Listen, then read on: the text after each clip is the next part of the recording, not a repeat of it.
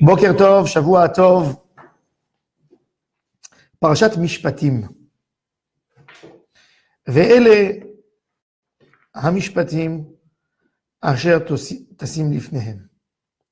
Le mot Ve'ele, toujours, il est mossif à la Rishonim. Ele, nos sages nous disent dans le Midrash, le mot Ele, toujours, ça exclut et ça annule tout ce qui a été dit avant. Ele Toledot Hashamayim ve'haaretz ve'ibaream. Dieu, avant de créer ce monde, il a créé d'autres mondes et il les a détruits. Dans l'infini du temps, il n'y a pas de temps chez Akadosh Baruch Hu, il a créé.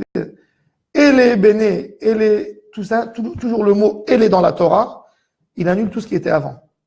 Ve'ele le Vav, Mosif à la Rishon.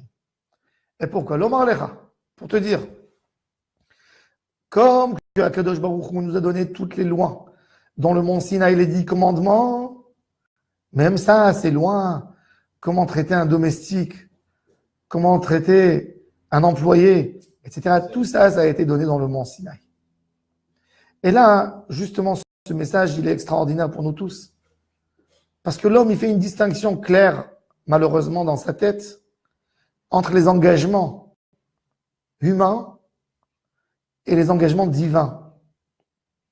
Entre ce qu'il doit à son proche et ce qu'il doit à son créateur.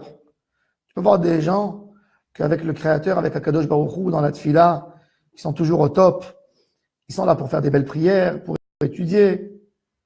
Mais quand cet homme, il sort dans la rue, ou avec ses collègues, ou dans sa maison, il se comporte comme un animal. Et quand tu lui dis, mais j'arrive pas à comprendre comment tu te comportes si bien avec Dieu, mais dans ton entourage, tu es si mauvais, il te dit, Dieu c'est Dieu et l'homme c'est l'homme. Non. C'est ce qu'elle vient nous dire la Parashat Mishpatim. Tout de suite, après ce moment énorme de Matan Torah, que Kadosh Baruch Hu a parlé avec ses enfants, a parlé avec les Bnei Israël dans le mont Sinaï, tout de suite il leur dit, il faut savoir comment traiter vos domestiques, vos employés. Quand quelqu'un y travaille chez toi, tu n'as pas le droit d'aller dormir si tu ne l'as pas payé.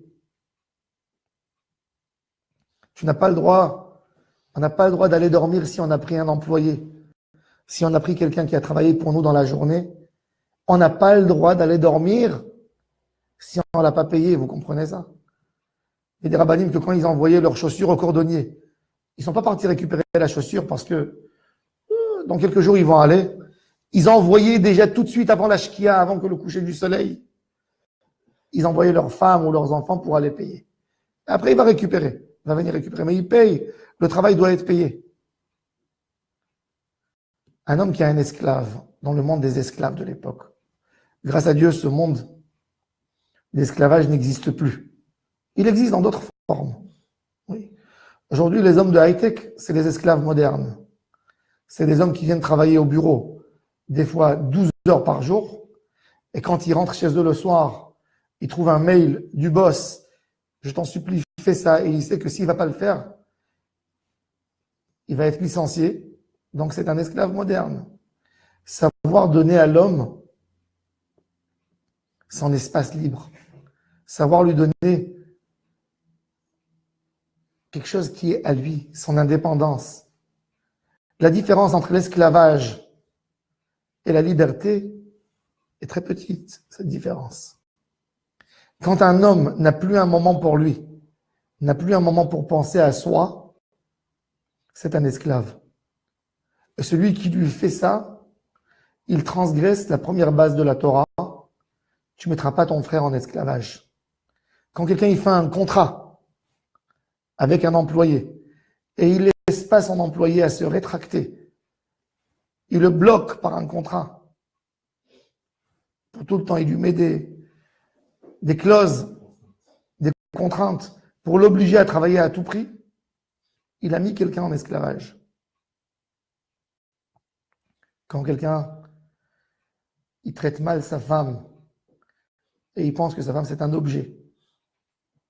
La preuve, il a le droit d'insulter, il a le droit de se mettre en colère, il a le droit de lui exiger. Il transgresse les 10 commandements, il transgresse tout. Toute la parashat Mishpatim, elle sort d'une seule base.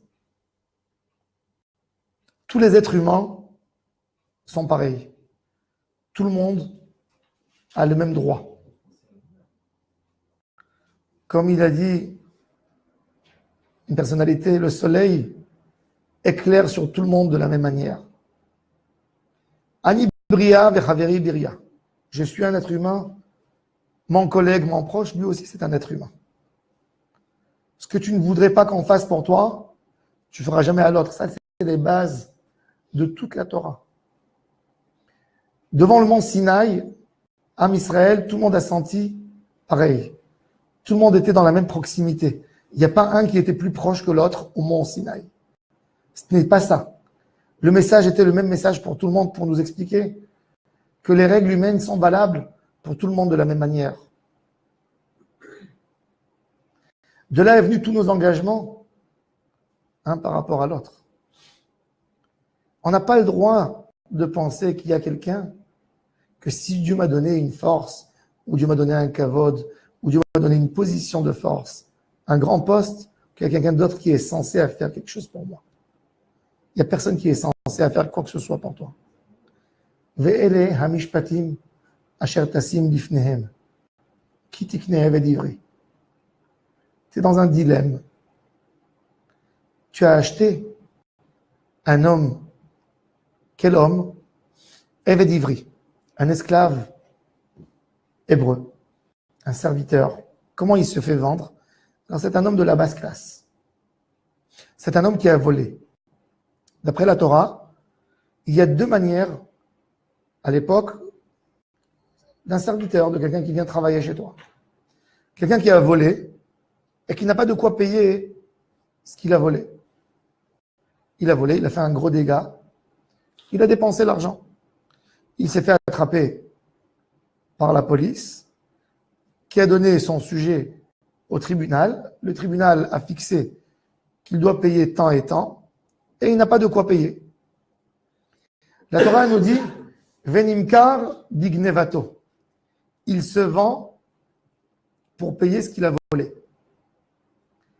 Toi, tu vas dans le marché, tu veux acheter cet homme pour qu'il vienne travailler chez toi. Maintenant, la Torah, c'est pas rien que ça.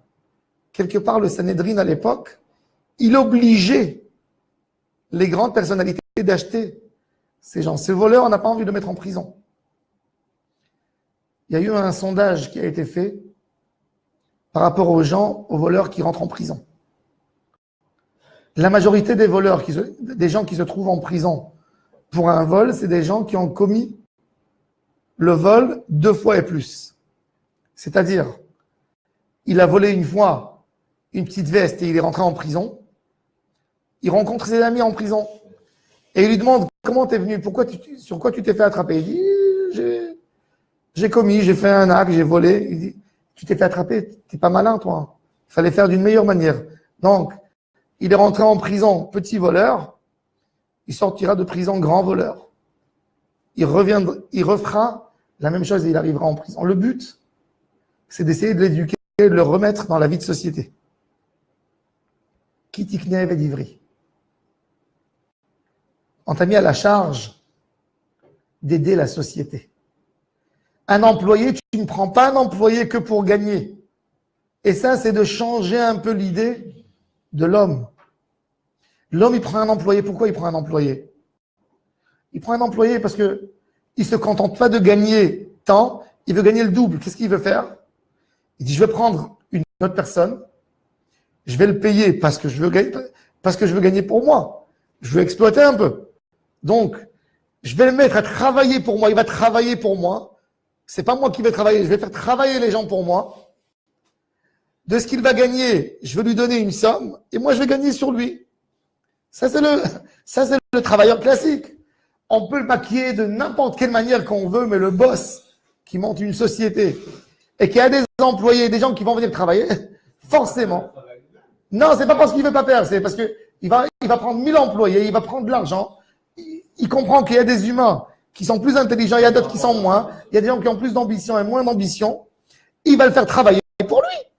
Tu peux le maquiller, le regarder de n'importe quelle manière que tu veux, c'est ça la réalité.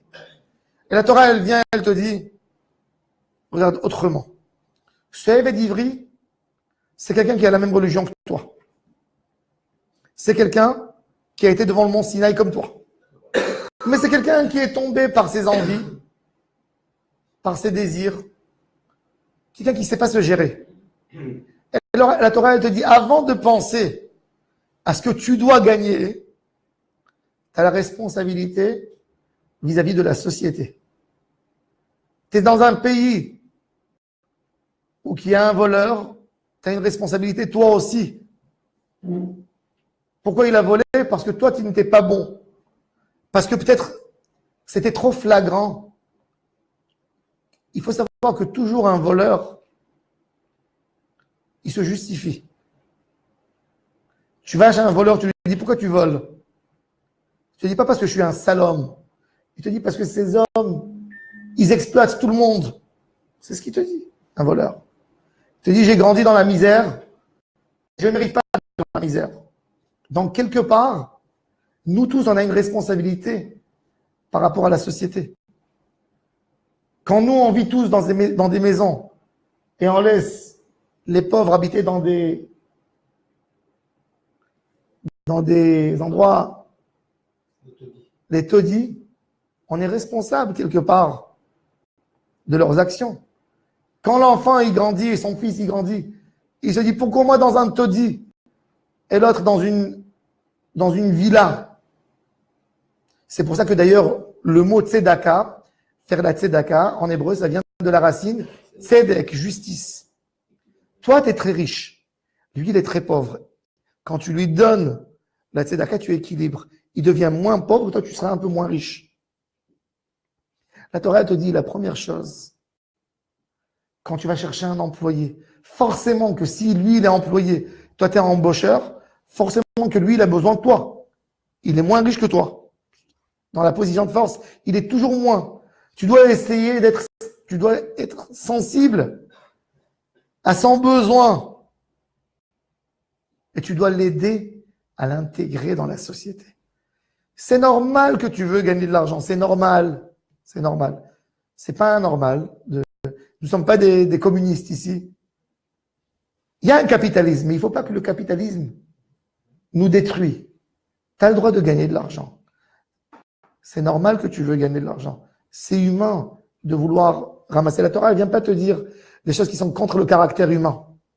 Mais la Torah, elle vient t'améliorer. Elle connaît tes faiblesses. Elle vient te dire, tu manges, qu'il mange avec toi. Être conscient de la souffrance de l'autre. Être là, ne sois pas là pour prendre tout. Prends. Laisse-lui quelque chose. Et donc, le but de la Torah, alors, qui c'est qui va? Alors, justement, si je veux que mon intérêt personnel, je ne prendrai jamais comme employé quelqu'un qui a volé.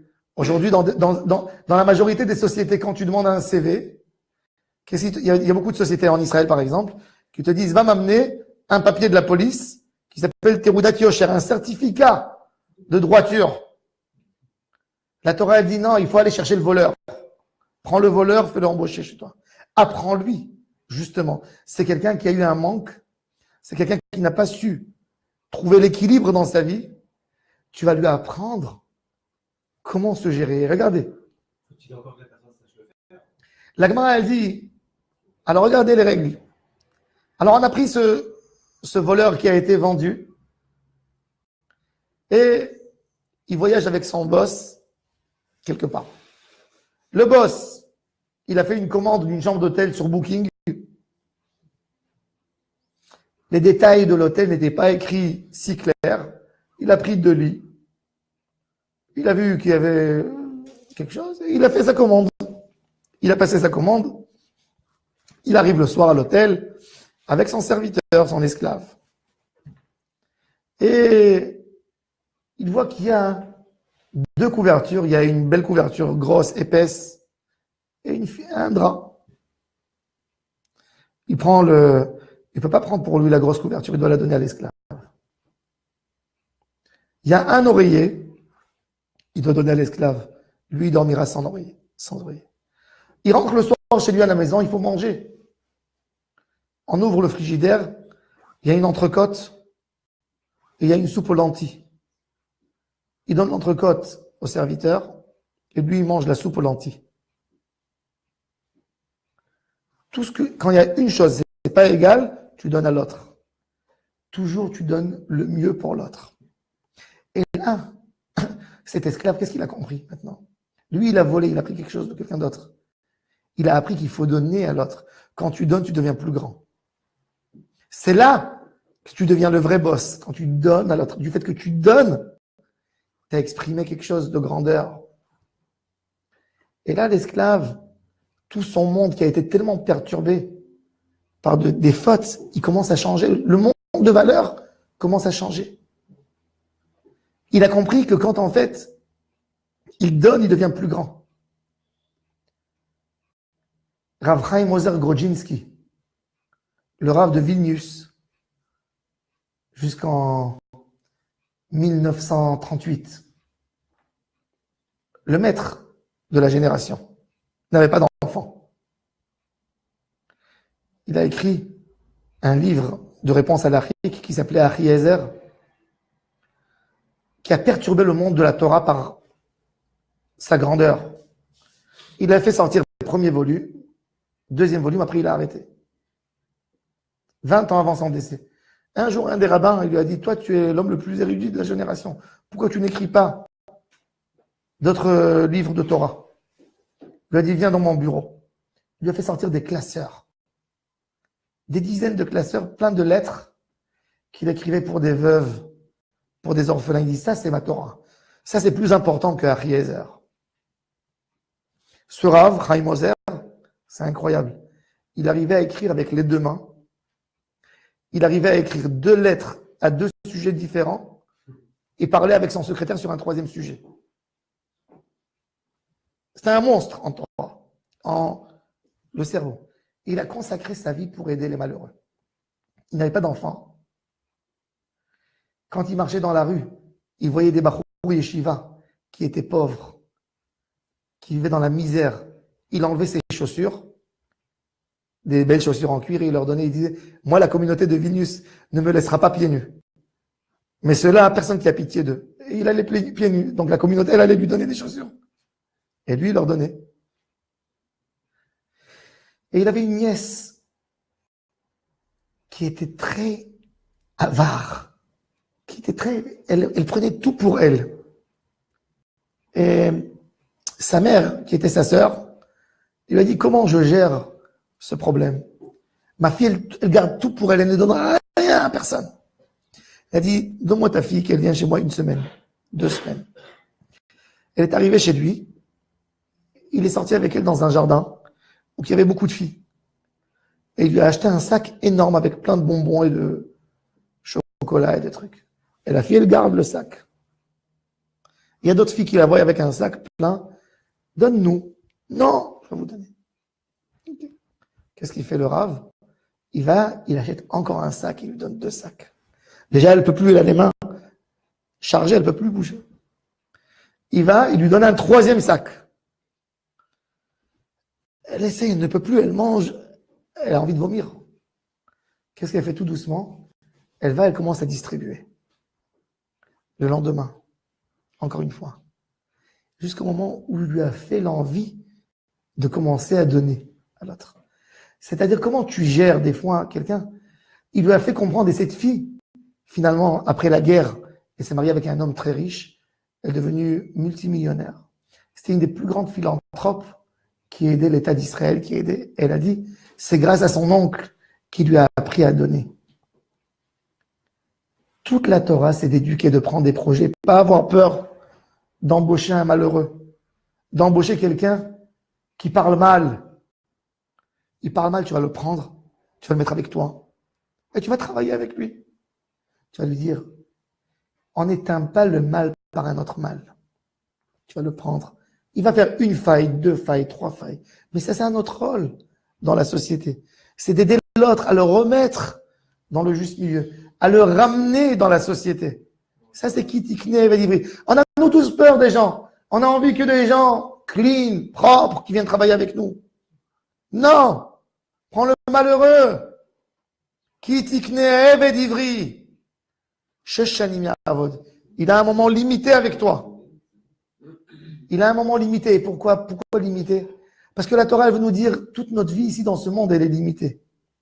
La personne, quand il cherche quelqu'un qui vient travailler avec lui, dans sa tête, il s'imagine qu'il va vivre 1000 ans. Et c'est pour ça qu'il a besoin de quelqu'un d'exceptionnel qui vient travailler avec lui. Elle te dit, même toi, tu es limité. Tu sais même pas combien de temps il va durer ton passage dans ce monde. Aide l'autre qui est à côté de toi. On ne cherche pas les gens parfaits. On cherche les gens à problème pour les aider. Si Akadosh Baruch Hu, il m'a mis sur mon chemin quelqu'un comme ça, qui n'est pas toujours honnête, ben justement, apprends-lui à être honnête. Ne joue pas sans jeu à lui. Dis, il m'a volé, moi aussi je veux lui prendre. Non.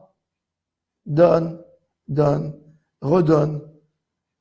Il va se sentir ridicule à un moment. Il va comprendre, il va y avoir la notion du tikkun. Ça, c'est le tikkun en olam. Le tikkun en olam, il est énorme. Malheureusement, aujourd'hui, on est rentré tellement dans le matérialisme. Chacun veut ramasser pour lui. On oublie les malheureux, on oublie les gens. Quelqu'un qui a un problème de fidélité, qui a un problème, c'est un handicap. Il a un handicap. Alors, un handicap, c'est pas forcément un handicap. Quelqu'un qui peut pas bouger ses mains, quelqu'un qui peut pas bouger ses pieds, quelqu'un qui ne parle pas bien. Un handicap, c'est un handicap dans la neshama aussi. Et il faut l'aider à guérir. Ça, c'est le but de la Torah. C'est pour ça que dans la Torah, il n'y avait pas de prison pour les voleurs. Le voleur, pour l'aider, il faut l'aider à rentrer dans la société. C'est quelqu'un qui a appris de la société quelque chose pour lui. On va lui apprendre à donner. Ça, c'est la manière que la Torah, elle voit les choses. Faire un tikkun à olam. La prison moderne d'aujourd'hui, c'est quoi la prison? Puisque on nous explique toujours dans la psychologie, regardez toujours quand il y a quelqu'un qui fait un crime, on l'envoie chez un psychiatre pour qu'il dise pourquoi il a fait le crime. Freud, la psychologie de Freud, qu'est-ce qu'elle dit? Elle dit qu'il était censé à le faire. La personne, chez le psychiatre, qu'est-ce que le psychiatre il va dire? Il va essayer de trouver pourquoi il l'a fait. C'est ça le psychiatre. Et donc, alors pourquoi tu fais de la prison? Pourquoi tu le mets en prison? Puisqu'il devait le faire. Le monde occidental, il a dit, oui, c'est vrai, il devait voler. Alors pourquoi je le mets en prison? Pour ne pas qu'il m'embête. Nous, on a envie d'avoir un monde rose. On prend les malades, on les met dans un hôpital. Les malades mentaux, dans un asile. Les voleurs et les assassins, dans une prison. Pour ne pas qu'ils nous gênent notre vie. Pour ne pas... Nous, on a besoin de vivre dans le monde parfait. Et la Torah, elle est anti tout ça. Elle te dit, tu as une responsabilité. Si tu es dans un monde, tu as une responsabilité par rapport à ton entourage. On est descendu du mont Sinaï. Am Israël était devant le mont Sinaï, tous comme une seule personne. Akadosh Baruch Hu a dit, cet engagement, cette Torah que je vous ai donnée à toi, Am Israël, vous êtes engagés éternellement jusqu'à la fin des temps, chacun pour n'importe quel juif. Quand il y a un juif qui fait un crime, c'est parce que toi, tu n'étais pas si bon. Donc, tu dois l'aider à sortir de cette mauvaise idée où il était là-dedans. Il n'y a pas un homme mauvais. Il y a un homme que le monde est mauvais pour lui. Tu dois l'aider à se faire sortir le mal, à évacuer le mal qu'il y a en lui et à reprendre la notion d'aller sur le bon chemin. C'est ça le but de l'éducation. Et c'est pour ça que dans l'éducation, la majorité des gens se trompent. Quand un enfant il fait un problème, on a tendance tout de suite à le gronder et à lui faire du mal contre le mal qu'il a fait. C'est pas avec ça que tu le guéris. C'est qu'avec des mots. Essayez de lui enlever le mal qui est en lui. Tu ne réponds pas à quelqu'un qui t'a fait du mal en utilisant la même arme qu'il a utilisée. Tu vas essayer de lui enlever le couteau de la main. Il t'a blessé avec un couteau, il t'a poignardé avec des mots. Alors toi, tu vas le poignarder de nouveau avec des mots, toi aussi. Enlève-lui ce venin de sa main. Enlève-lui ce couteau de sa main. Donne-lui éduque-le à bien parler. Quand il va voir que toi, tu ne réagis pas de cette même manière, il va comprendre que ce qu'il a fait, il va pas se remettre, il va pas se fermer dans ce qu'il a fait lui. Tu vas lui faire comprendre, tu vas le rendre ridicule. Et c'est là qu'il va quitter les mauvaises choses qu'il a fait. La Gemara elle raconte que sur Rabbi Meir, il avait des voisins très mauvais, qui faisaient que du mal toute sa vie. Un jour, il n'en pouvait plus. Il a prié à Hachem, Hachem, détruis-le. Détruis mon voisin. Sa femme Brouria, elle est venue, elle a entendu, elle lui dit, arrête de prier comme ça. Yitamu chataim mina, est-ce que les fautes soient éliminées de la terre? Les fautes et pas les fauteurs. Alors, imaginez-vous deux scénarios de deux tzadikim. Il y a un tzadik, il a insulté le rachat, il lui a souhaité de mourir. Et le rachat est mort. Tu dis, ah, est-ce qu'il est grand celui-là? Il a dit une phrase, l'autre est mort. On a tendance à dire, oui, celui-là, il est énorme. Mais il y a un autre, il a pris le mauvais, il a rendu tzadik. Il a travaillé avec lui 10 ans. Il était là pour écouter ses angoisses, ses problèmes. Il a échoué une fois, et 2 fois, et 3 fois, et 4 fois, et 5 fois. En fin de compte, ce brigand est devenu tzaddik. Le Baal Shem Tov, il avait un voisin voleur que tous les soirs, avant d'aller voler, il tapait sur la porte du Baal Shem Tov et dit, Rabbi, fais-moi une bénédiction que la police ne m'attrape pas ce soir. Et le Baal Shem Tov lui disait, mon fils, c'est pas bien de voler, mais je prie pour toi que tu aies que du bien, toujours, pour n'importe quelle personne. Le Baal Shem Tov est décédé. Et l'élève du Baal Shem Tov, Rabbi Yaakov Yosef de Polana, qui a écrit le livre Toldot Yaakov Yosef, il est à Mejibouj et il lui tape à la porte, le voleur. Et il lui dit, Rabbi, fais-moi une bracha que la police ne m'attrape pas ce soir quand je sors voler. Quoi? Tu sors voler? Voleur, tu me demandes une bracha? Il lui dit, mais ton Rav me faisait une bracha tous les soirs. Le Baal Shem Tov. Qu'est-ce que tu racontes? Va-t'en d'ici. Et là, le voleur est parti au cimetière sur la tombe du Baal Shem Tov. Il a pleuré, Rabbi, il n'y a plus personne qui me comprend dans ce monde. Je n'ai plus de protection. Prie pour moi en haut, que je n'aurai plus besoin d'utiliser ce que j'ai utilisé jusqu'aujourd'hui. Et c'est là qu'il a changé. Ça, c'est le Baal Shem Tov. D'avoir la force de dire à un voleur qui ose venir te demander une bracha, lui dire, je ne peux pas te faire une bracha pour faire du mal à quelqu'un d'autre, mais je prie pour toi, que Dieu te garde dans tout ce que tu fais, toujours. Que tu aies une protection divine. Dans tout, pas par rapport à tes actions. Comme que Dieu protège toujours tout le monde. Ça, c'est une manière de guérir un homme.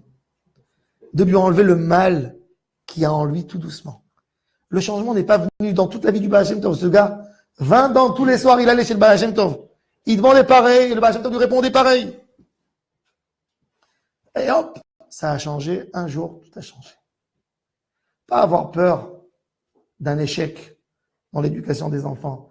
Un échec d'une fois, 2 fois. Tu as parlé avec ton fils, et encore une fois, il a refait. Et il a refait. Et alors? N'aie pas peur. Ça viendra.